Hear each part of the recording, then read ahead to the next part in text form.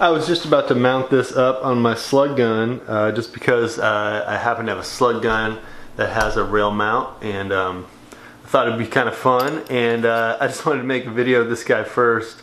It is definitely the scope with everything on it. It is super heavy loaded. You've got your filters on here, and I'll pop those guys off. You've got your laser sight on here, and it's adjustable through an Allen wrench. If you haven't had one of those, you just use your Allen wrench here to make your adjustments on your laser red dot. And then you've got your dot scope up here, which is pretty sweet. And by the way, this thing comes with batteries, and the batteries go in right here.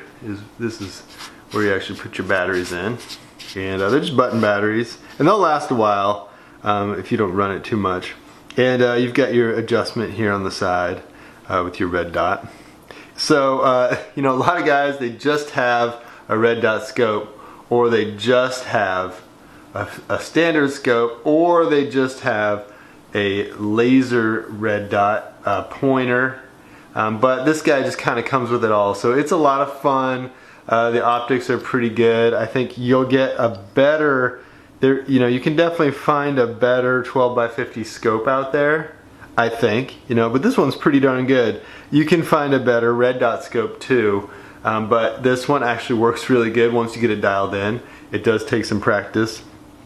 And this laser is just as good as any I've seen. So I'm just saying the combo is a lot of fun. Note that the way this works is by mounting on the rails here on this side. There's a rail on the top of the scope, and there's a rail over here. So it's just got a triple rail, which means you could kind of swap things out, move it around, and do all that. As for adjusting the scope itself, adjustments are here, and then you've also got your dial here. And then this is just for simple, you know, eye adjustment. Eye focal adjustment, and the pattern on the crosshairs you can sort of see here is you know, allows you to account for drop and for wind variation.